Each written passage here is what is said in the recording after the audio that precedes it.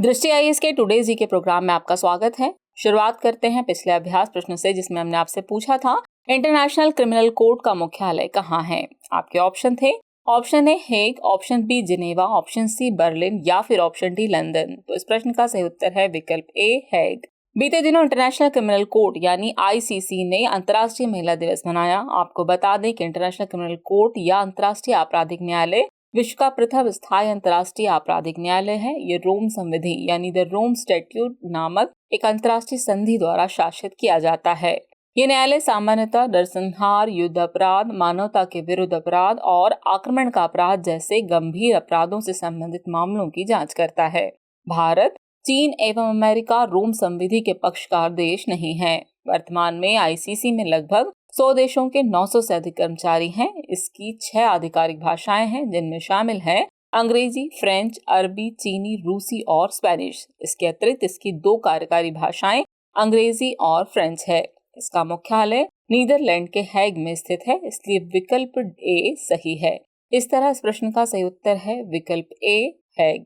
चलिए शुरुआत करते हैं आज के एपिसोड की। तो आज के एपिसोड का पहला प्रश्न है, हाल ही में किस निकाय या संगठन ने भारत का भूस्खलन यानी लैंडस्लाइड एटलस जारी किया है। आपके ऑप्शन है नीति आयोग, भारतीय अंतरिक्ष अनुसंधान संगठन, रक्षा अनुसंधान और विकास संगठन या फिर पृथ्वी विज्ञान मंत्रालय। तो इस प्रश्न का सही उत्तर है विकल्प बी, भारतीय अंतरिक्ष अनुसंधान संगठन। चलिए एक्सप्लेनेशन आगे की बात को समझते हैं। हाल ही में भारतीय अंतरिक्ष अनुसंधान संगठन यानी इसरो ने भारत का लैंडस्लाइड एटलस जारी किया है, इसलिए विकल्प भी सही है। इसरो के national remote sensing centre Hyderabad में मुख्य रूप से हिमालय और पश्चिमी घाट के साथ साथ 1998 से 2022 के दौरान की घटनाओं के आधार पर भारत के भूस्खलन प्रवण क्षेत्रों का एक डेटाबेस बनाया है। आपको बता दें कि भूस्खलन मुख्य रूप से मिट्टी, चट्टान, भूविज्ञान और ढलान के अनुकूल परिस्थितियों वाले पहाड़ी इलाकों में होने वाली प्राकृतिक आपदाएं हैं। दूसरे शब्दों में चट्टान, शिलाखंड, मिट्टी या मलबे का किसी ढलान से अचानक नीचे गिरना भूस्खलन कहलाता है।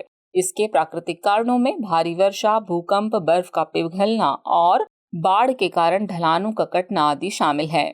जबकि इसके मानव जनित कारणों में उत्खनन, पहाड़ और पेड़ों का कटान, अत्यधिक ढांचागत विकास और अत्यधिक चराई आदि शामिल है। भारत को वैश्विक स्तर पर शीर्ष 5 भूस्खलन प्रवण देशों में माना जाता है। इस तरह इस प्रश्न का सही उत्तर है विकल्प बी यानी भारतीय अंतरिक्ष अनुसंधान संगठन। अगला प्रश्न है, निम्नलिखित कथनों पर विचार कीजिए। कथन 1 है, इन्फ्लुएंजा वायरस 4 प्रकार यानी ए, बी, सी और डी के होते हैं। कथन 2 है, इन्फ्लुएंजा डी को आगे विभिन्न उप प्रकारों में वर्गीकृत किया गया है, जिनमें से एक H3N2 है। उपयुक्त में से कौन सा से कथन सही नहीं है या फिर है? आपके ऑप्शन है केवल 1, केवल 2, 1 और 2 दोनों, या फिर न तो 1 न ही 2। तो इस प्रश्न का सही उत्तर है विकल्प बी, केवल 2।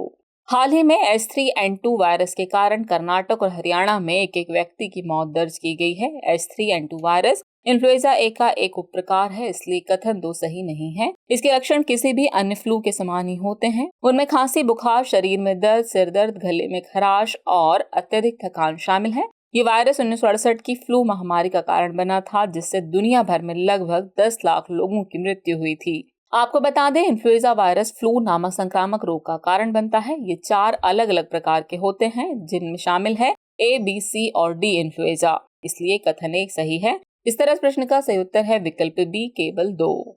अगला प्रश्न है, हाइपरसोनिक मिसाइल के संबंध में निम्नलिखित कथनों पर विचार कीजिए। कथन 1 है, यह कम से कम 5 मैक की गति से उड़ने में सक्षम है। कथन 2 है, बैलिस्टिक मिसाइलों की तरह यह मिसाइलें एक बैलिस्टिक प्रक्षेप वक्र का अनुसरण करती हैं। उपयुक्त में से कौन सा से कथन सही है या फिर है? आपके ऑप्शन है केवल 1, केवल 2, 1 और 2 दोनों, और न तो 1 न ही 2। तो इस प्रश्न का सही उत्तर है विकल्प ए, केवल 1।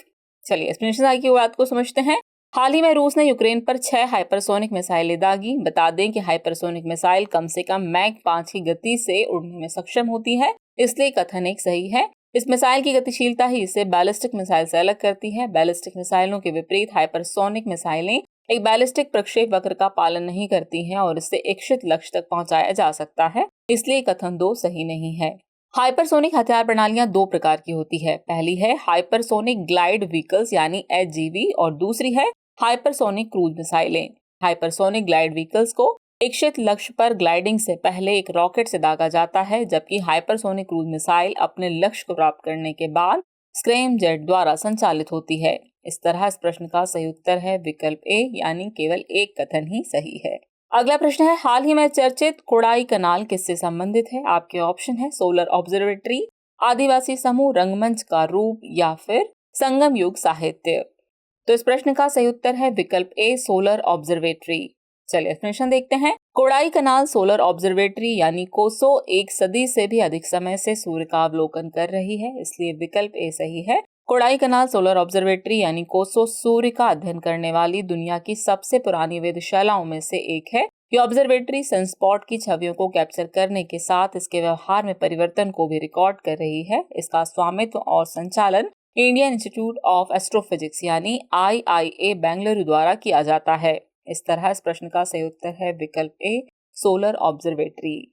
अगला प्रश्न है भारतीय मेले और त्योहारों के संदर्भ में योशांग महोत्सव किस राज्य से संबंधित है? आपके ऑप्शन है गोवा, केरल, हिमाचल प्रदेश या फिर मणिपुर। तो इस प्रश्न का सही उत्तर है विकल्प डी मणिपुर।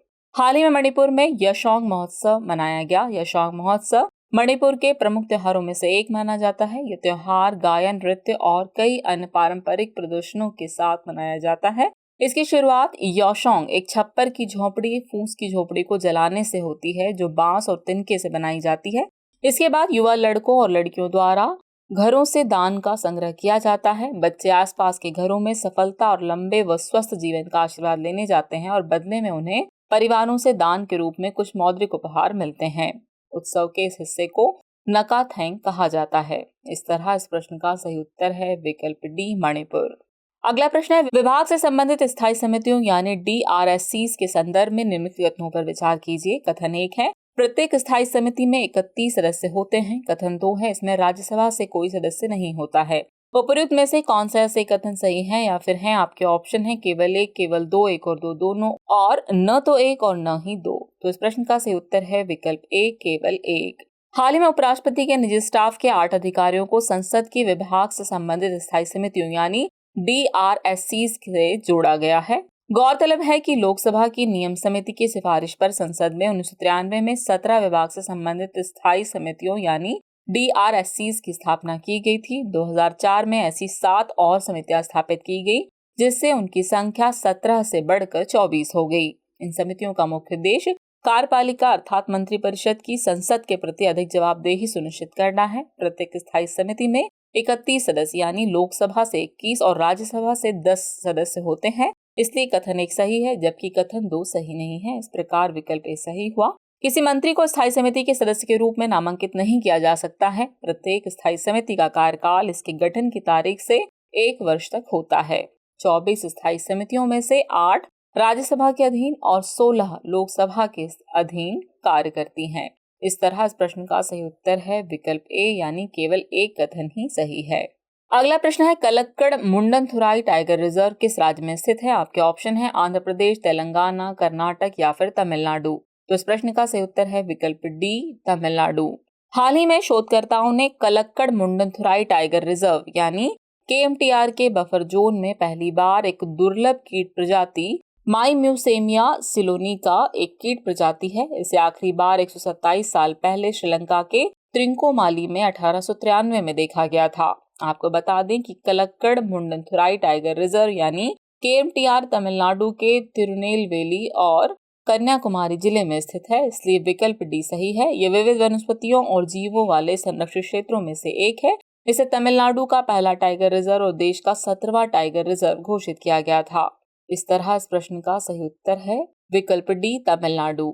नेक्स्ट क्वेश्चन है केंद्रीय भूजल प्राधिकरण यानी CGWA के संबंध में निम्नलिखित कथनों पर विचार कीजिए। कथन 1 है इसका गठन पर्यावरण संरक्षण अधिनियम 1986 के तहत किया गया है। कथन 2 है इसका उद्देश्य देश में भूजल संसाधनों के विकास और प्रबंधन को विनियमित तथा नियंत्रित करना है। उपयुक्त में से कौन सा से कथन सही है या फिर है? आपके ऑप्शन है केवल एक, केवल दो, एक और दो, दोनों, और न तो एक न ही दो। तो इस प्रश्न का सही उत्तर है विकल्प सी, एक और दो, दोनों ही कथन सही हैं। चलिए एक्सप्लेनेशन देखते हैं। केंद्रीय भूजल प्राधिकरण का गठन पर्यावरण संरक्षण अधिनियम 1986 की धारा 3(3) के तहत किया गया है, इसलिए कथन 1 सही है। इसका उद्देश्य देश में भूजल संसाधनों के विकास एवं प्रबंधन को विनियमित और नियंत्रित करना है, इसलिए कथन 2 सही है। इस प्रकार विकल्प सी सही हुआ। इस प्राधिकरण को निम्नलिखित शक्तियां प्रदान की गई हैं, जिनमें शामिल है पहला, पर्यावरण संरक्षण अधिनियम 1986 की धारा 5 के तहत निर्देश जारी करना। दूसरा, देश में भूजल के विनियमन और नियंत्रण, प्रबंधन और विकास के लिए नियामक निर्देश जारी करना। और तीसरा, पर्यावरण संरक्षण अधिनियम 1986 की धारा 4 के तहत अधिकारियों की नियुक्ति करना। इस तरह इस प्रश्न का सही उत्तर है विकल्प सी, यानी 1 और 2 दोनों ही कथन सही हैं। चलिए अब हम पहुंच गए एपिसोड के अंतिम प्रश्न पर। तो अंतिम प्रश्न है, कभी कभी समाचारों में दिखने वाला अल्मा का पूरा नाम क्या है? आपके ऑप्शन है अटाकामा लार्ज मिलीमीटर या फिर सब millimetre array, artificial level millimetre या सब मिलीमीटर सरणी, अटाकामा लार्ज मिलीमीटर या सब मिलीमीटर एल्गोरिदम, या फिर आर्टिफिशियल लेवल मिलीमीटर या सब मिलीमीटर एल्गोरिदम। तो इस प्रश्न का सही उत्तर है विकल्प ए, अटाकामा लार्ज मिलीमीटर या सब मिलीमीटर एरे। चलिए एक्सप्लेनेशन देख लेते हैं। हाल ही में खगोलविदों ने पृथ्वी से लगभग 1300 प्रकाश वर्ष दूर V83 ओरियोनिस नाम के तारे के चारों ओर ग्रह बनाने वाली डिस्क में गैसीय पानी का पता लगाया है। यह खोज अटाकामा लार्ज मिलीमीटर सब मिलीमीटर एरे यानी अल्मा टेलीस्कोप का उपयोग करते हुए की गई है, इसलिए विकल्प ए सही है। अल्मा एक अत्याधुनिक रेडियो टेलीस्कोप है जो चिली के अटाकामा रेगिस्तान में स्थित है। इसमें 66 एंटेना शामिल हैं जो मिलीमीटर और सब मिलीमीटर तरंग दैर्ध्य पर आकाशीय पिंडों का अध्ययन करते हैं। इस तरह इस प्रश्न का सही उत्तर है विकल्प ए, अटाकामा लार्ज मिलीमीटर या सब मिलीमीटर एरे। चलिए अब नोट कर लीजिए आज के एपिसोड का अभ्यास प्रश्न। हाल ही में कौन सबसे लंबे समय तक रहने वाला उष्णकटिबंधीय चक्रवात बन गया है? आपके ऑप्शन है, ऑप्शन ए चक्रवात असानी, ऑप्शन बी चक्रवात फ्रेडी, ऑप्शन सी चक्रवात फानी या फिर ऑप्शन डी चक्रवात ताउते। तो व्यूअर्स इस प्रश्न का जवाब कमेंट बॉक्स में देना न भूलें।